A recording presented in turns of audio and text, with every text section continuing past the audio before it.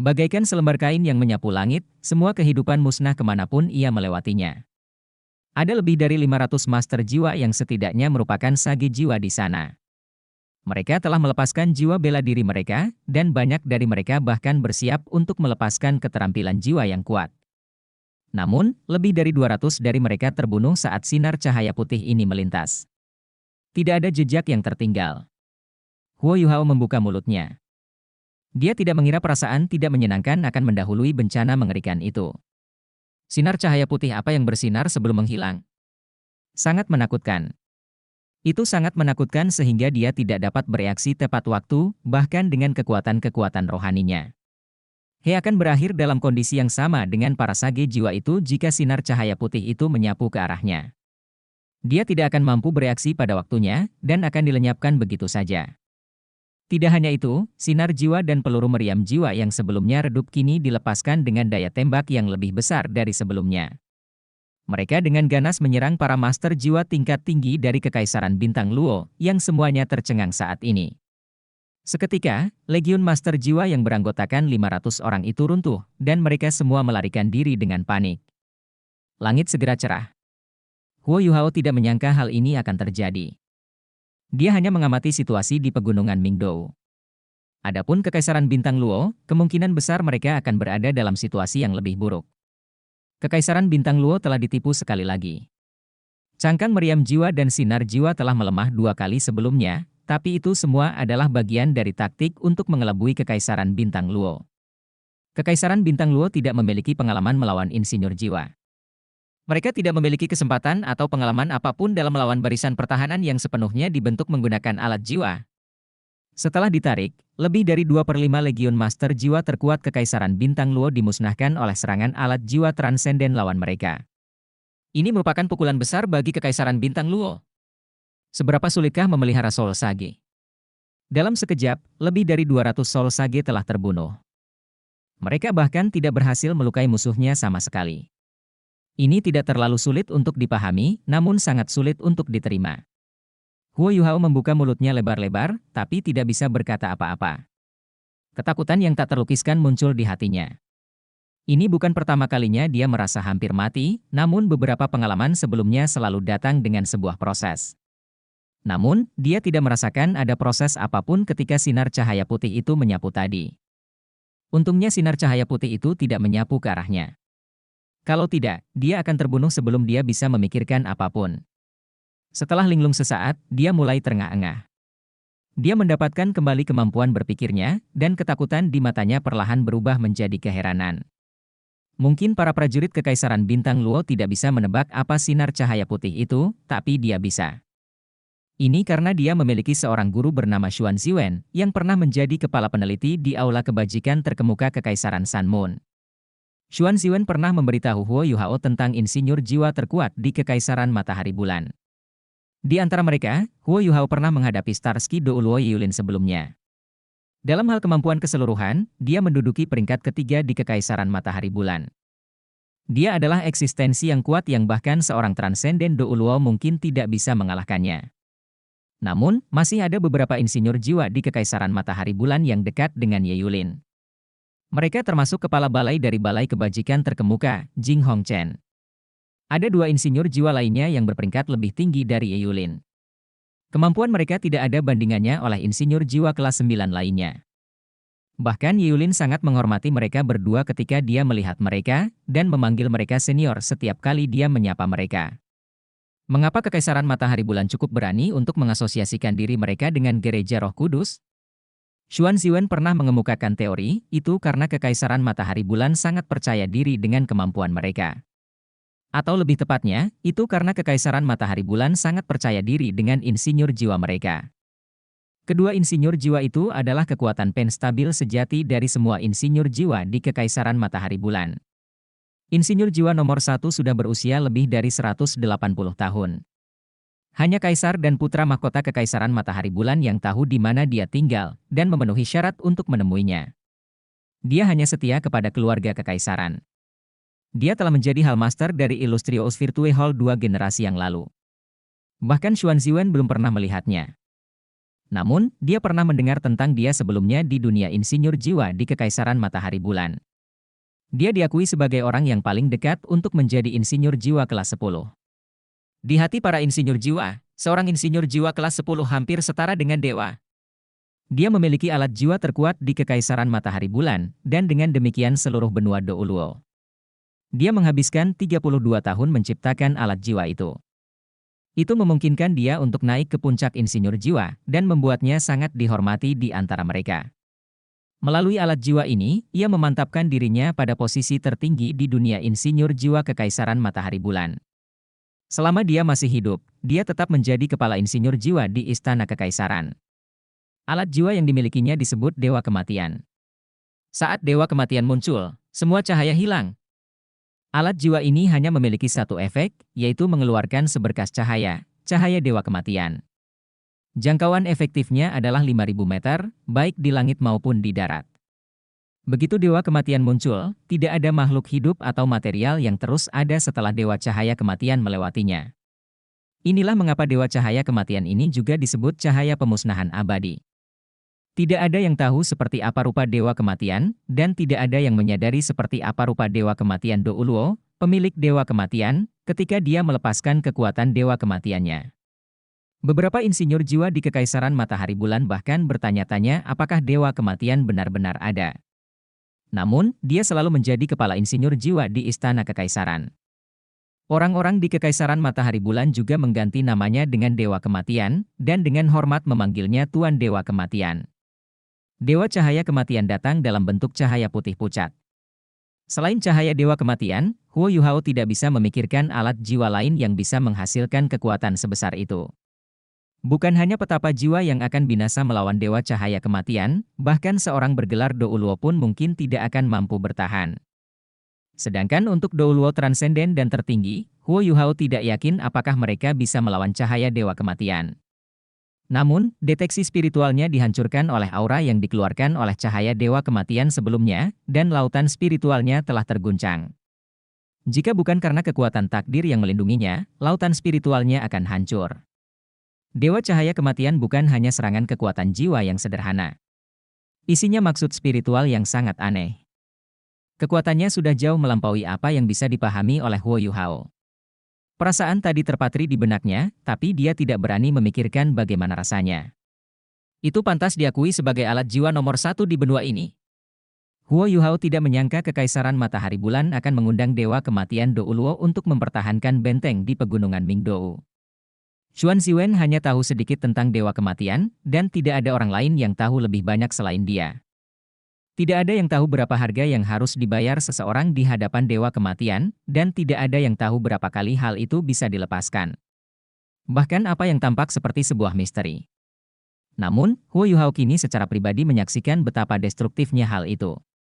Itu terlalu menakutkan, sungguh di luar dugaan. Huo Yuhao masih sedikit gemetar sampai sekarang. Serangan Kekaisaran Bintang Luo telah berhenti sekarang. Militer kerajaan Bintang Luo sudah berada di posisinya di bawah, tetapi mereka tidak bergerak. Mereka tidak punya niat untuk maju lebih jauh.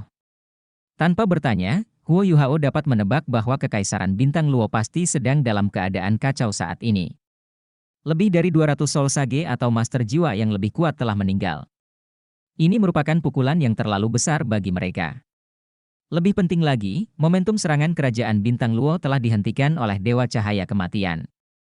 Tidak peduli seberapa kuat kepercayaan diri mereka, mereka tidak mungkin bisa menolak cahaya Dewa Kematian. Huo Yuhao tidak memiliki kepercayaan diri untuk melakukan hal itu, dan dia juga tidak berpikir bahwa gelar Douluo dari Kekaisaran Bintang Luo juga memiliki kepercayaan diri. Kekaisaran Matahari Bulan memang licik dan cerdik. Mengingat strategi ini, mereka pasti sudah memikirkan segalanya, hingga ke detail terkecil. Mereka tidak takut Kekaisaran Bintang Luo mengetahui rencana mereka. Skema mereka telah selesai ketika Kekaisaran Bintang Luo mengirimkan bala bantuan. Setelah itu hanya bergantung pada berapa lama Kekaisaran Bintang Luo akan tetap tertipu. Kekaisaran Matahari Bulan telah mempersiapkan barisan depan mereka sejak awal, dan benteng tersebut secara pribadi dipegang oleh insinyur jiwa nomor 1 di benua itu. Jika Kekaisaran Bintang Luo memiliki ultimate Douluo, mereka mungkin cukup berani untuk terus mencoba. Namun, apakah mereka punya? Mereka tidak melakukannya. Jumlah Ultimate Douluo di benua itu dapat dihitung dengan satu tangan. Di antara mereka, hanya Kaisar Naga Douluo yang merupakan Ultimate Douluo sejati. Du Bushi dan Penatua Xuan hampir menjadi Ultimate Douluo. Setelah Kekaisaran Bintang Luo mendapat pukulan besar, pegunungan Mingdou menjadi wilayah yang tidak dapat mereka lintasi lagi. Mereka tidak bisa maju lebih jauh lagi. Bagaimana dengan sisi lain? Bagaimana dengan kerajaan jiwa surgawi? Huo Yuhao perlahan menutup matanya. Dia sepertinya melihat Kekaisaran Jiwa Surgawi dikuasai oleh Kekaisaran Matahari Bulan. Setelah Kekaisaran Jiwa Surgawi dihancurkan, Kekaisaran Matahari Bulan akan menyerang Kekaisaran Bintang Luo dari dua sisi, dan selanjutnya memenuhi tujuan mereka untuk menguasai seluruh benua. Perencanaan Kekaisaran Matahari Bulan memang cerdik.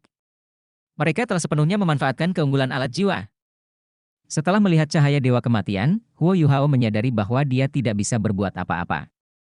Dia hanya bisa berdoa dalam hatinya, dan berharap Dewa Kematian Douluo bukanlah insinyur jiwa kelas 10. Kekaisaran Matahari Bulan sudah didukung oleh Gereja Roh Kudus.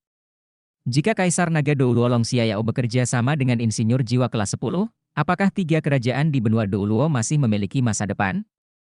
Huo Yuhao tahu bahwa dia tidak bisa terus menjadi polisi. Tidak peduli betapa dia suka berada di kamp militer dan membimbing adik laki-lakinya, keamanan benua lebih penting daripada keinginannya sendiri. Dia harus kembali dan memberitahu Akademi tentang situasi di sini segera, sehingga Paviliun Dewa Laut dapat mengambil keputusan. Ini menyangkut masa depan benua Douluo. Akademi Shrek pasti tidak bisa duduk dan menonton semuanya terjadi. Hanya saja dia tidak tahu apakah pagoda jiwa telah dibangun sepenuhnya. Untungnya, sepertinya tidak akan ada tindakan apapun yang diambil oleh Great Star Dou Forest untuk saat ini. Setelah melihat lebih dalam lagi ke arah pegunungan Mingdou tempat cahaya Dewa Kematian dilepaskan, Huo Yuhao menggigit bibirnya dengan kuat sebelum berbalik dan dengan cepat terbang ke timur. Tidak perlu menyaksikan pertarungan di sini. Kekaisaran Matahari Bulan tidak perlu menyerang. Mereka hanya perlu menjaga pegunungan Mingdou, dan mereka akan meraih kemenangan. Adapun Kekaisaran Jiwa Surgawi, mungkin sudah terlambat untuk mengirimkan berita apapun kepada mereka. Serangan Kekaisaran Matahari Bulan seharusnya sudah dimulai. Apa yang bisa dilakukan Huo Yuhao sekarang adalah segera kembali ke Akademi dan menceritakan semua yang telah dia saksikan sehingga Akademi tahu bagaimana mempersiapkannya. Pada saat yang sama, mereka dapat mengambil keputusan. Dia tidak mau repot-repot memberitahu Suyun saat dia bergegas kembali. Baginya, setiap detik dan menit kini sangatlah penting. Setelah melintasi kamp militer Kekaisaran Bintang Luo, dia dengan cepat terbang melintasi kota Imperial Radian. Setelah dia melewati seluruh wilayah yang dicakup oleh militer, dia mengaktifkan alat jiwa tipe terbangnya dan meningkatkan kecepatannya secara maksimal. Pemandangan di bawahnya terus berubah, dan udara malam sangat jernih. Itu juga sedikit lembab. Seseorang biasanya akan merasa segar setelah menarik napas dalam-dalam. Namun, Huo Yuhao hanya merasa sangat dingin dan cemas di dalam. Setelah Kekaisaran Matahari Bulan memulai serangan mereka, mereka sebenarnya sangat menakutkan. Itu adalah sesuatu yang tidak diharapkan oleh siapapun. Meski mereka bertempur di dua front, kemungkinan besar mereka masih mampu menekan dua kerajaan di saat yang bersamaan. Apa yang harus mereka lakukan? Tenda Komandan Sementara Kekaisaran Bintang Luo. Duk Macan Putih Daihao tampak sangat muram saat ini. Di sampingnya ada Putri Jiu Jiu, mengenakan baju zirah putih. Su Jiu-Jiu terlihat sama muramnya, dan ekspresinya juga sedikit pucat. Pertempuran telah berhenti, tetapi pegunungan Mingdou yang kabur sepertinya melambangkan kesuraman yang menyelimuti Kekaisaran Bintang Luo saat ini. Ketika Dewa Cahaya Kematian menyapu sebelumnya, dia merasa seolah hatinya telah terkoyak. 200 Master Jiwa yang setidaknya merupakan sage jiwa telah terbunuh. Jumlahnya mencakup lebih dari 10 jiwa Douluo. Ini merupakan pukulan besar yang belum pernah terjadi sebelumnya bagi Kekaisaran Bintang Luo. Lebih penting lagi, mereka tidak mampu melukai musuh mereka sama sekali, bahkan setelah mereka menderita banyak korban jiwa. Ini benar-benar tidak bisa diterima. Dialah yang merancang strategi mereka. Bagaimanapun, semua Legiun Master Jiwa berada di bawah kendalinya. Rencana awal Adipati Macan Putih adalah mengirim beberapa orang kuat untuk menghancurkan blokade Kekaisaran Matahari Bulan di udara sebelum memikirkan cara untuk membuat terobosan. Namun, Su Jiu-Jiu sedikit bingung ketika dia mendengar bahwa Kekaisaran Matahari Bulan tidak menahan siapapun di perbatasan. Dia sepenuhnya menyadari bahwa Kekaisaran Bintang Luo akan berada dalam krisis jika Kekaisaran Jiwa Surgawi jatuh. Itu sebabnya dia bersikeras mengirim Master Jiwa yang setidaknya merupakan Sage Jiwa untuk menyelidiki dan menguras pertahanan Kekaisaran Matahari Bulan. Setelah itu, mereka bisa menjatuhkannya dalam satu gerakan. Namun, hasil akhirnya tanpa ampun membuktikan bahwa strateginya adalah sebuah kesalahan. Memimpin Legiun Master Jiwa sebagai putri Kekaisaran Bintang Luo, dia hanya membawa kerugian dan korban jiwa yang besar bagi mereka. Saat ini, semua komandan Legiun Master Jiwa hadir. Semuanya terlihat sangat suram, dan cara mereka memandang Putri Jiu Jiu sangat berbeda dari sebelumnya. Setelah menarik napas dalam-dalam, Su Jiu Jiu berdiri dan membungkuk. Dia bukanlah orang yang melalaikan tanggung jawabnya. Kekalahan hari ini ada pada saya. Sayalah yang membuat keputusan, dan strategi saya yang salah membawa kerugian besar bagi kami. Marsekal, saya sendiri yang akan bertanggung jawab pada Yang Mulia. Pada saat yang sama, saya akan berkoordinasi penuh dengan Anda semua mulai sekarang, dan mendengarkan semua pengaturan Anda. Su Jiu Jiu adalah anggota penting keluarga Kekaisaran. Dia sepenuhnya menyadari bahwa hal terpenting bagi Kekaisaran Bintang Luo saat ini adalah melawan Kekaisaran Matahari Bulan. Dia menundukkan wajahnya sebagai seorang putri dan mengakui kesalahannya kepada Adipati Macan Putih. Dai Hao berdiri dan berjalan ke sisi Su Jiu Jiu. Dia membuat gerakan mengangkat, dan mengangkatnya dengan kekuatan jiwanya. Yang Mulia, Anda tidak perlu bersikap seperti ini. Kegagalan kami kali ini tidak bisa disebabkan oleh Anda sendiri. Sebagai seorang marshal, saya juga tidak bersalah. Terlebih lagi, hal-hal terjadi di luar ekspektasi kami.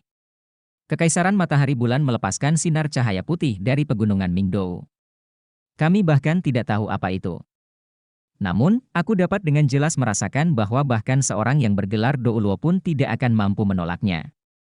Prioritas kami sekarang adalah mencari tahu apa kekuatan sinar cahaya putih itu, serta berapa harga yang harus dibayar oleh Kekaisaran Matahari dan Bulan untuk melepaskannya. Kami telah memperingatkan Kekaisaran Jiwa Surgawi. Saya menyarankan agar kita membiarkan bala bantuan dari Kerajaan Douling memasuki wilayah Kerajaan Jiwa Surgawi untuk membantu mereka, dan juga mengirimkan beberapa bala bantuan kita untuk mendukung mereka. Saya khawatir akan sangat sulit bagi kita untuk menembus pegunungan Mingdou untuk sementara waktu. Meskipun Dai Hao sangat tidak senang dengan keputusan Su Jiu Jiu sebelumnya, dia juga memahami apa artinya melihat gambaran besarnya pada waktu yang tepat. Prioritas mereka sekarang bukanlah menyalahkan siapapun, tapi bagaimana mereka bisa membalikkan keadaan di medan perang. Mereka sudah berada dalam situasi yang sangat tidak menguntungkan. Kekaisaran Matahari Bulan telah menunjukkan alat jiwa terbaik yang dimiliki dalam pertempuran ini. Dengan sinar cahaya putih menakutkan yang mengancam mereka, bagaimana mungkin pertahanan Kekaisaran Matahari Bulan bisa dengan mudah ditembus? Itu adalah serangan yang sangat menarik. Terlebih lagi, bukan sinar cahaya putih itulah yang paling mengurangi peluang mereka, melainkan kurangnya pengawasan. Menurut rencana awal Adipati Macan Putih, dia ingin menyerang sebelum Kekaisaran Matahari Bulan menemukan mereka, dan mengundang semua judul Douluo untuk bergerak pada saat yang sama untuk menghancurkan alat jiwa pengintai Kekaisaran Matahari Bulan. Hal ini akan memungkinkan mereka mendapatkan kembali kendali atas udara, serta mengurangi pengawasan Kekaisaran Matahari dan Bulan terhadap mereka. Namun, ketidaksabaran Su Jiu Jiu telah membuat mereka kehilangan kesempatan ini. Alat jiwa pengintai Kekaisaran Matahari Bulan telah ditarik kembali ke dalam batas pertahanan mereka. Akan jauh lebih sulit untuk menghancurkannya sekarang. Dengan hadirnya pancaran cahaya putih yang bahkan bisa mengancam nyawa bergelar Douluo, manakah yang bersedia mengambil tindakan sekarang? Itu setara dengan mendekati kematian. Dalam keadaan seperti itu, mereka sama sekali tidak menyadari penempatan pasukan Kekaisaran Matahari Bulan di pegunungan Mingdou.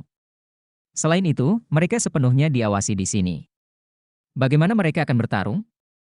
Mereka tidak memiliki peluang untuk menembus pertahanan Kekaisaran Matahari Bulan.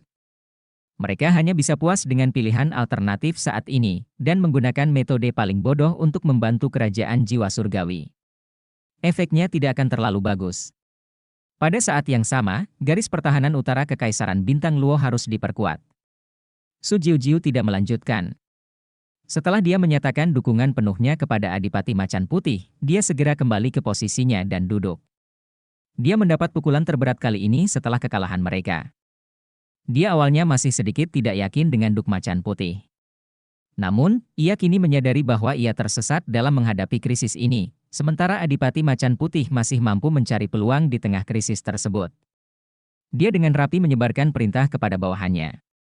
Baru pada subuh keesokan harinya Macan Putih membubarkan konferensi militer. Semua komandan pergi, sementara Putri Jiu-Jiu tetap di tempatnya tanpa bergerak sama sekali. Yang mulia, Anda juga telah bekerja keras sepanjang malam. Kembalilah dan istirahatlah, kata Dai Hao kepada Su Jiu-Jiu. Tubuh Su Jiu-Jiu tersentak sedikit, dan dia sedikit tersesat saat dia kembali menatap Dai Hao. Dia berdiri dan berjalan di depannya. Tiba-tiba, lututnya jatuh ke tanah dengan bunyi gedebuk, dan dia berlutut di depan Dai Hao. Adipati, aku salah. Akulah yang menyebabkan kekaisaran menderita kerugian besar. Saya. Dai Hao buru-buru mengangkatnya dan mengerutkan alisnya sambil berkata, Yang mulia, mengapa Anda harus melakukan ini? Saya sebutkan bahwa Anda tidak bisa sepenuhnya disalahkan atas kegagalan kami. Tidak ada yang mengira Kekaisaran Matahari Bulan memiliki alat jiwa yang begitu menakutkan. Su Jiu-Jiu menggelengkan kepalanya dengan sedih dan berkata, Tidak, aku tahu ini salahku. Jika saya mengikuti rencana awal Anda dan menghancurkan alat jiwa pengintai musuh terlebih dahulu, kami tidak akan pasif sekarang. Betapapun kuatnya pancaran cahaya putih itu, ia hanya dapat menutupi wilayah tertentu. Jika bukan karena ketidaksabaran saya dan konsentrasi semua master jiwa, kami tidak akan menderita kerugian sebesar itu. Duk, selamatkan kekaisaran. Dai Hao menghela nafas dan berkata, Yang mulia, kekaisaran juga adalah rumah saya. Selama saya masih hidup, saya tidak akan membiarkan penjajah manapun menghancurkan rumah saya. Jangan khawatir, saya akan melakukan yang terbaik. Namun, tolong bantu saya memberitahu Yang mulia bahwa garis pertahanan utara kita perlu diperkuat. Selain itu, kami tidak bisa berhenti menahan serangan Kekaisaran Matahari Bulan di sini. Kami harus memberikan tekanan pada mereka. Ini adalah bantuan terbesar yang dapat kami berikan kepada kerajaan jiwa surgawi. Pada saat yang sama, saya ingin Anda memikirkan cara mengirim sekelompok master jiwa yang luar biasa untuk mencoba menyelinap ke Kekaisaran Matahari Bulan. Tanpa pengawasan dan intelijen apapun, kita tidak bisa memenangkan perang ini. Baiklah, saya akan melakukan yang terbaik untuk berkoordinasi dengan Anda. Su Jiu-Jiu bergegas pergi. Dia tidak mungkin beristirahat. Setelah melihat Su Jiu-Jiu pergi, Dai Hao berkata, seseorang panggil Luoli untukku. Ya. Tidak lama kemudian Dai Luoli dibawa ke dalam tenda oleh pengawal Macan Putih. Setelah tiba di garis depan, Adipati Macan Putih telah mengatur agar Dai Yueheng menjaga Dai Luoli untuk sementara dan menghentikannya berlarian. Saat Dai Hao melihat Dai Luoli tadi malam, dia juga tercengang. Pertahanan di sekitar kota tempat dia berada sangat ketat.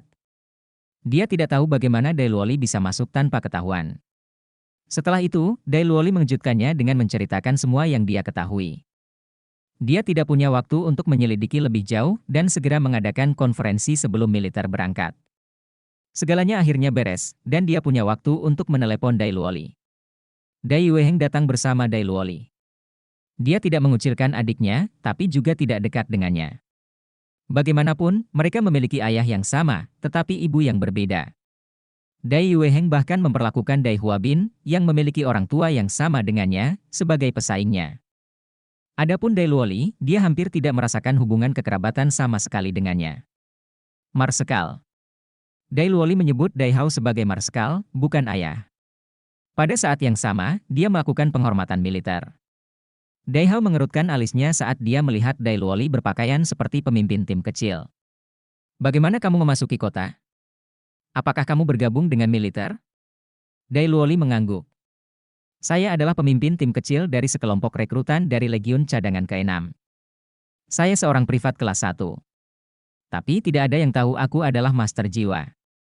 Ketika saya sedang melakukan pelatihan rekrutmen, saya dipromosikan menjadi pengawal komandan batalion. Mengenai bagaimana saya memasuki kota, saya khawatir saya tidak dapat memberitahu Anda sekarang. Wajah Dai Hao menjadi lebih suram. Beritahu saya. Jika tidak, kamu akan dihukum sebagai mata-mata. Dai Yueheng buru-buru berkata, Ayah, informasi yang diberikan Luoli sangatlah penting. Tidakkah menurutmu? Dai Hao memelototinya dan berkata, tidak ada keluarga di tentara.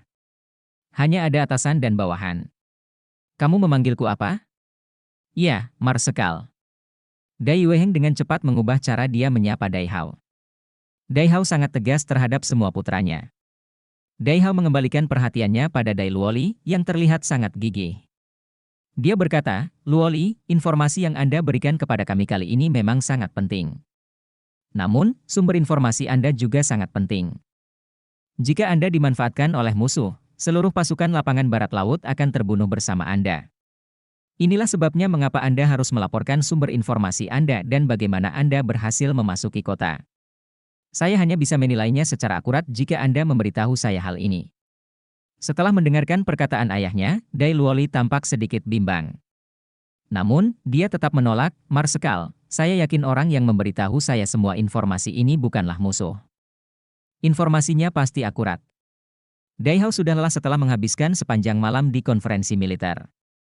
Dia sedang tidak dalam suasana hati yang baik sekarang, dan kemudian berteriak, "Siapa dia?" Dai Luoli berkata, Dia adalah tuanku." "Menguasai?" Dai Hao tercengang. "Sejak kapan kamu punya master?" Dia bertanya dengan ragu. Dai Luoli sudah mengira ayahnya akan menginterogasinya. Dia juga berjanji pada Huo Yuhao bahwa dia tidak akan mengungkapkan identitasnya. Inilah sebabnya dia memikirkan cara untuk keluar dari interogasi ini. Hal cerdas tentang dia adalah dia tidak mengatakan semuanya saat dia muncul di depan Dai Hao. Sebaliknya, dia mengungkapkan semuanya secara perlahan. Hal ini memungkinkan dia untuk mendapatkan kepercayaan ayahnya dengan lebih mudah. Dia baru menjadi tuanku beberapa waktu yang lalu. Dia juga merupakan orang yang mengizinkan saya untuk bergabung dengan militer, karena menurutnya militer adalah cara yang baik untuk melatih diri saya sendiri. Dia biasanya absen, dan hanya akan muncul saat dia mengajariku. Dia berhasil mengetahui bahwa tidak ada tentara dari Kekaisaran Matahari Bulan di pegunungan Mingdou sebelum dia melanjutkan untuk memberitahuku. Dia mengetahui hubungan saya dengan Anda, dan karena itu dia meminta saya melakukan perjalanan sepanjang malam untuk menyampaikan informasi ini kepada Anda. Mengenai caraku memasuki kota, tuanku memiliki kemampuan khusus yang memungkinkan dia menyembunyikan dirinya. Dia membawaku ke kota dengan menyembunyikan kami berdua. Setelah mendengar kata menyembunyikan, Dai Hao terlihat bergerak-gerak. Dia buru-buru bertanya, "Apakah jiwa bela diri tuanmu bertipe spiritual?" "Bagaimana kamu tahu itu?" Dai Luolilah yang terkejut sekarang. Hanya karena dia memiliki kemampuan untuk menyembunyikan dirinya bukan berarti jiwa bela dirinya adalah tipe spiritual. Beberapa jiwa bela diri khusus juga memiliki kemampuan seperti itu. Dai Hao berhenti sejenak, lalu bertanya, apakah tinggi badannya sekitar 1,90 meter, dan dia memiliki sosok yang ramping dan proporsional? Apa? Dai Luoli menjadi semakin terkejut. Dai Hao sedang menggambarkan Huo Yuhao. Dari raut wajah Dai Luoli, Dai Hao menebak jawabannya. Dia juga terlihat lebih ramah sekarang. "Saya mungkin tahu siapa dia. Jika dia orangnya, informasinya seharusnya baik-baik saja. Bagaimana dia menganggapmu sebagai murid? Apa yang dia ajarkan padamu?" Dai Luoli menjawab, "Saya bertemu dengannya ketika saya sedang berkultivasi di luar istana Adipati untuk pertama kalinya. Dia sendirian saat itu, dan dia memakai topeng. Aku tidak bisa melihatnya dengan jelas. Dia tidak mengatakan dia ingin mengajariku pada awalnya, tapi tiba-tiba menyerangku. Aku membalas ketika aku diserang, tapi dia berhasil menjatuhkanku bahkan tanpa menggunakan jiwa bela dirinya. Setelah itu, dia terus memprovokasi saya dan membuat saya marah hingga membuat saya terus melawannya. Hanya ketika saya tidak bisa bangun lagi barulah dia pergi. Sejak saat itu, dia terus tampil. Setiap kali dia muncul, dia memukuli saya dengan sangat parah. Saat dia berbicara sampai saat ini, emosi Dai Luoli yang sebenarnya mulai mengalir. Pada hari-hari itu, setiap hari terasa sangat panjang. Dai Yueheng ragu ketika dia bertanya, dia selalu memukulmu. Lalu mengapa dia menjadi tuanmu? Dari sorot matanya, dia mengisyaratkan bahwa Dai Luoli pantas dipukuli dengan menerima orang yang telah memukulinya sebagai tuannya. Dai Luoli tidak terlalu dekat dengan saudaranya, dan mendengus, "Ya, dia memukuli saya. Namun, dia telah membantu meningkatkan kemampuanku. Ayah, aku sudah berada di peringkat 40. Aku akan menjadi leluhur jiwa setelah aku mendapatkan cincin jiwaku." Saat dia berbicara tentang hal yang menggembirakan ini, dia tidak mau lagi memanggil Dai Hao sebagai Marshal. Oh, mata Dai Hao berbinar. Dia tidak menaruh harapan banyak pada Dai Luoli. Bagaimanapun, dia telah meningkat jauh lebih lambat daripada Dai Yueheng dan Dai Huabin meskipun dia berkultivasi tanpa kenal lelah karena mutasi jiwa bela dirinya. Dia bahkan belum memenuhi syarat untuk masuk Akademi Shrek. Dia baru berada di peringkat 30 belum lama ini. Hanya dalam beberapa bulan, dia sekarang berada di peringkat 40. Tingkat peningkatan ini tidak dapat dicapai oleh sembarang master jiwa biasa. Pria misterius yang dipikirkan Dai Hao secara alami adalah pria bertopeng yang telah menyelamatkannya 2 kali dan memberinya Summon Divine Needle. Dia memang sangat berterima kasih kepada pria itu. Orang itu tidak hanya menyelamatkannya 2 kali, tapi dia bahkan menyelamatkan pengawalnya. Jika orang itu adalah guru Dai Luoli, semuanya akan masuk akal. Bagaimana kultivasimu meningkat begitu cepat? Apakah Anda ahli mewujudkannya untuk Anda? Dai Hao bertanya. Dai Luoli tertawa getir. Bisa dibilang begitu. Tuanku mengatakan bahwa meskipun jiwa bela diriku bermutasi, itu bukanlah mutasi yang buruk. Itu karena mutasinya tidak lengkap, dan kekuatan jiwa bela diriku tidak terstimulasi. Dia memukuli saya untuk mengintensifkan mutasi jiwa bela diri saya dalam kondisi emosional yang ekstrim sehingga kekuatan jiwa bela diri saya dapat dilepaskan sepenuhnya. Saya sendiri tidak mengerti apa yang terjadi. Namun, kekuatan jiwaku meningkat sangat cepat, dan jiwa bela diriku sepertinya juga berubah. Setelah mendengar kata-katanya, Dai Hao dan Dai Yueheng terkejut. Mutasi jiwa bela diri bukanlah hal yang jarang terjadi di benua ini. Namun, sebagian besar mutasi jiwa bela diri menjadi lebih buruk. Setelah mutasi ini, garis keturunan murni asli menjadi jauh lebih lemah. Hanya beberapa jiwa bela diri yang menjadi lebih kuat setelah bermutasi. Dai Yueheng juga berasal dari Akademi Shrek. Namun, dia ingat bahwa Akademi telah menghabiskan banyak upaya untuk penelitian jiwa bela diri yang bermutasi. Meski begitu, hasil yang mereka raih belumlah ideal. Jika dimungkinkan untuk mengubah tingkat mutasi jiwa bela diri master jiwa, maka pria misterius ini dapat dianggap yang terbaik dalam penelitiannya tentang jiwa bela diri yang bermutasi. Dai Hao berkata, baiklah. Lepaskan jiwa bela diri Anda untuk saya lihat. Baiklah. Dai Luoli mengakuinya, dan juga menghela nafas lega. Dari kelihatannya, dia berhasil menipu. Lampu bersinar, dan 3 cincin jiwa perlahan muncul dari bawah kakinya. Pada saat yang sama, dia menjadi lebih tinggi, dan bulu putih mulai tumbuh dari tubuhnya. Sama seperti sebelumnya, tidak ada garis-garis hitam yang menjadi ciri khas macan putih. Sebaliknya, tubuhnya benar-benar putih. Namun, Dai Hao dan Dai Yueheng sama-sama tercengang. Setelah jiwa bela diri Dai Luoli dilepaskan sepenuhnya, kekuatan jiwanya mulai berubah. Dai Luoli tampak seperti ilusi di mata mereka. Setelah ini, bulu di tubuhnya juga memancarkan cahaya redup berwarna darah. Cahaya berwarna darah ini tidak memiliki aura najis, melainkan dipenuhi keanggunan. Bahkan ada gelombang spiritual yang kuat di dalamnya. Dai Hao tiba-tiba mengangkat tangannya dan meraih dada Dai Luoli. Tubuh Dai Luoli tanpa sadar berkedip, dan dia berjongkok ke samping. Pada saat yang sama, dia mengulurkan cakar harimaunya ke telapak tangan ayahnya. Dia sangat cepat. Dai Hao menarik tangannya dan terkesan saat berkata, ini memang berbeda. Kecepatan reaksi Anda jauh melampaui kultivasi Anda. Bagaimana perasaanmu setelah jiwa bela dirimu bermutasi? Dai Luoli berkata, guru berkata bahwa jiwa bela diri saya harus disebut macan darah setelah mutasi ini. Dalam keadaan tertentu, ia dapat memasuki kondisi mengamuk dengan sendirinya setelah distimulasi. Namun, kultivasi saya masih kurang sekarang, dan kekuatan spiritual saya belum cukup kuat. Setelah lebih kuat, saya bisa menjadi lebih tenang bahkan ketika saya mengamuk.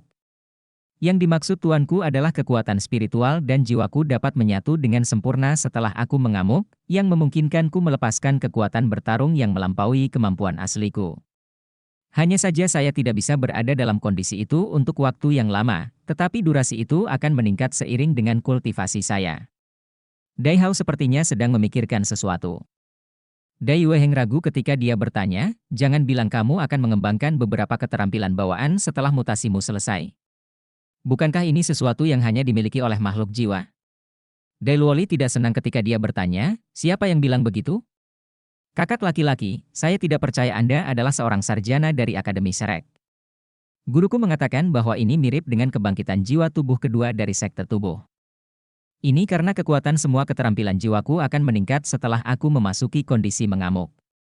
Dai Hao tiba-tiba tercerahkan setelah dia mendengar Dai Luoli membandingkannya dengan sekte tubuh. Ya, ini adalah kebangkitan kedua, seperti yang terjadi di sekte tubuh. Saya tidak mengharapkannya, saya benar-benar tidak mengharapkannya. Di mana tuanmu sekarang?